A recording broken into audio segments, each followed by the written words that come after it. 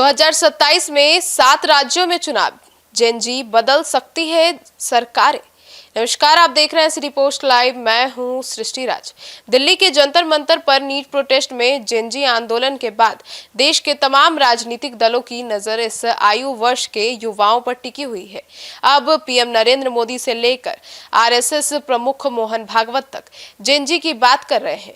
अब लोकसभा में नेता जो प्रतिपक्ष है राहुल गांधी, वो हो या फिर दिल्ली के पूर्व मुख्यमंत्री अरविंद केजरीवाल, सभी इस तबके को अपनी ओर करने की जद्दोजहद में जुट चुके हैं। अब ऐसे में भला जेडीयू कैसे पीछे रहती। अब पार्टी ने जेनजी की अहमियत को देखते हुए युवाओं पर नजरें गड़ा दी है और इसी अगुवाई कर रहे हैं बिहार के पूर्व मुख्यमंत्री नीतीश कुमार के बेटे निशांत कुमार, जो युवाओं से आग्रह कर रहे हैं कि बिहार के विकास से जुड़िए। अब आइए जानते हैं विस्तार से जेनजी को लेकर क्यों राजनीतिक दल बना रहे हैं अलग अलग रणनीति। इसके बारे में चीफ एडिटर श्रीकांत प्रत्युष से। सर, जेनजी तो केंद्र में आ गए।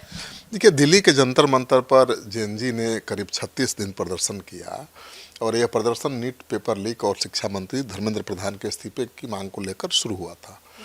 अगले साल 7 राज्यों गुजरात, पंजाब, उत्तराखंड, हिमाचल, मणिपुर और गोवा में विधानसभा चुनाव होना है। लेकिन इस बार चुनाव में जेनजी निर्णायक भूमिका निभा सकते हैं।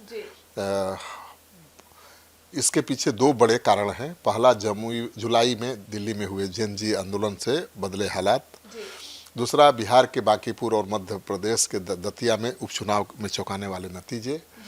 राजनीतिक विश्लेषक मानते हैं कि चुनाव में अब महिला, पिछड़ा, किसान, दलित जैसे जेनजी एक नया वर्ग जुड़ गया है। इन सभी चुनावी राज्यों में करीब 22% मतदाता जेनजी हैं, यानी 18 से 29 वर्ष के उम्र के 22% वोटर्स हैं और ये पूरा राजनीतिक समीकरण बदल सकते हैं। तो इनको जो नज़रअंदाज करेगा वो डूब जाएगा। सर, तो ऐसे में जेनजी को आखिर क्यों चुनाव में इतना अहम माना जा रहा है? तो बता ही दिया, पिछले विधानसभा चुनाव के आंकड़ों को भी देख लीजिए तो पता चल जाएगा। 7 राज्यों की कुल 940 सीटों में से 257 सीटें ऐसी थीं जहां जीत का अंतर 5% या उससे कम था। इस आधार पर कह सकते हैं कि अगर 22% जेनजी वोटर्स में से 5% भी एकजुट होकर किसी पार्टी के पाले में चले गए तो सियासी गणित बदल जाएगा, सियासी समीकरण बदल जाएगा। उत्तर प्रदेश की 403 में से 131 सीटें ऐसी थीं जहां जीत का मार्जिन 5% से कम था। इसी तरह गुजरात की 182 में से 27, पंजाब की 117 में से 24, उत्तराखंड की 70 में से 15 और हिमाचल की 68 में से 14 सीटों पर मार्जिन जो है जीत हार का 5% से है। यही वजह है कि राजनीतिक दल अब अपनी पूरी रणनीति जेनजी वोटर्स के इर्द गिर्द बुनने में लग गए हैं। बीजेपी, कांग्रेस और सपा ने इसकी मुहिम शुरू भी कर दी है और मुझे लगता है कि ये आंदोलन जो अभी शुरू हुआ है, अगर इसके मांगों को नहीं माना सरकार ने या इनकी शिकायतों को एड्रेस नहीं किया गया तो बड़ा आंदोलन का रूप ले सकता है। मतलब कि युवाओं का ये जो नया वर्ग है ये जातीय समीकरण बिगाड़ सकता है। जातीय, धार्मिक सब समीकरण बिगाड़ देगा। देश की सियासत में लंबे समय बाद जाति और धर्म आधारित पार्टियों के समीकरण बिगड़ते हुए दिखाई दे रहे हैं भाई, क्योंकि युवाओं का नया वर्ग तेजी से उभरा है और इस वर्ग को जाति मजहब के बंधन में बांधना मुश्किल है। आगामी चुनाव में 6-7 महीने बचे हैं। अब देखना ये दिलचस्प होगा कि यह युवा सेंटिमेंट कितना मजबूत रहता है। अगर ये सेंटिमेंट बरकरार रहा चुनाव तक और या फिर बढ़ गया तो हर एक पार्टी अगले ही हफ्ते में 5, 6, 7 अहम बदलाव करेगी। पहले सबसे पहले तो घोषणा पत्र में युवाओं को सिर्फ मुद्दे होते थे, पर अब रोजगार और स्किल डेवलपमेंट जैसे विषय सीधे उसमें ऐड हो जाएंगे। दलों को बेरोजगारी को भत्ता देने के बजाय अब समझना होगा कि वो रोजगार और कौशल का विकास कैसे करेंगे। जो दल रोजगार, शिक्षा, डिजिटल और इकोसिस्टम और स्किल डेवलपमेंट के मुद्दे को उठाएंगे, युवा उन्हीं के साथ जाएंगे। आपने देखा नहीं मध्य प्रदेश में क्या हुआ, पटना के बांकीपुर में क्या हुआ। तो जेनजी को नज़रअंदाज करना बहुत महंगा पड़ सकता है किसी भी दल को, और हर दल जुट गए हैं। मतलब कि जाति और धर्म का समीकरण ध्वस्त होगा। बिल्कुल, जाति या समीकरण पर अगर बांकीपुर का चुनाव होता तो प्रशांत किशोर जीतते चुनाव। वो मध्य प्रदेश में भी क्या बीजेपी हार जाती? नहीं हारती। तो जेनजी के मुद्दों का असर है और अभी तो थोड़ा असर दिखाई रहा है, आगे चलकर ज़्यादा असर दिखा सकता है। जेनजी के मुद्दों के कारण जातिगत और धार्मिक समीकरण काफ़ी हद तक मुझे लगता है कि बिखर जाएंगे और युवा भी अब तक जाति धर्म के नाम पर बटे हुए थे। अब बदलाव दिख रहा है। चुनाव में जाति का बोध थोड़ा बहुत तो रहेगा हमेशा, लेकिन उम्मीदवारों के चयन और प्रतिनिधित्व में उसका असर दिखेगा साफ।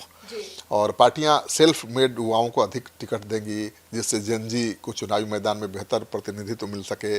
महिलाओं ने जातिगत समीकरणों को तोड़कर एनडीए का साथ दिया था, एनडीए के लिए वोट किया था। युवा भी किसी तरफ जा सकते हैं, वो भी महिलाओं की तरह के एक बड़ा नया वर्ग है वोटर। युवाओं को मुफ्त की रेवड़ियाँ नहीं चाहिए, हाँ, रेवड़ी से वो तो खुश होने वाले नहीं हैं। उनको ठोस अपनी समस्याओं का ठोस समाधान चाहिए, रोजगार चाहिए, शिक्षा चाहिए, स्वास्थ्य चाहिए। तो राजनीति बदल जाएगी देश की अगर जेनजी का असर आगे भी कायम रहा तो। जी सर, चाहे वो पीएम मोदी हो या फिर मोहन भागवत, सब युवाओं से जुड़ रहे हैं। पीएम मोदी की अध्यक्षता में हुई एनडीए सांसदों की मंगल मिलन बैठक पूरी तरह युवाओं पर ही केंद्रित थी, जिसमें रोजगार को लेकर प्रेजेंटेशन दिया गया। पार्टी के मोर्चे को निर्देश दिए गए हैं कि वे जेनजी से जुड़े मुद्दों को संवेदनशीलता के साथ उठाएं और इस पीढ़ी के साथ लगातार संपर्क बनाए रखें। संघ प्रमुख मोहन भागवत ने गुरुवार को जेनजी और जेन अल्फा के साथ संवाद किया।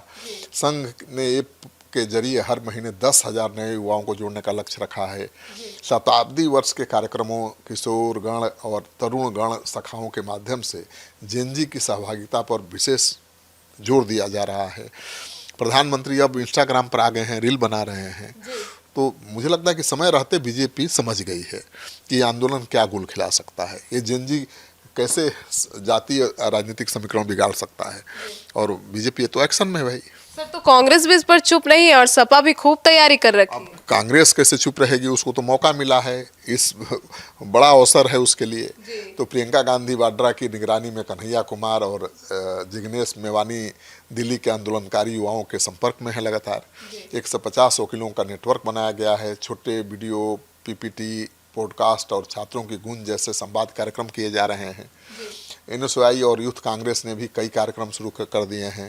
कन्हैया कुमार पटना में भी आए थे, प्रेस कॉन्फ्रेंस किया था। समाजवादी पार्टी के सांसद डिम्पल यादव युवाओं को जोड़ने की जिम्मेदारी संभाल रही हैं। वो संवाद, कैंपस कार्यक्रम, योजन सभा और समाजवादी छात्र सभा के जरिए अभियान चलाने वाली हैं। बिहार में अब जेडीयू ने भी इसी दिशा में अपना फोकस बढ़ाया है। पार्टी की युवा राजनीति में नीतीश कुमार के बेटे निशांत कुमार की सक्रियता भी बढ़ती हुई दिखाई दे रही है।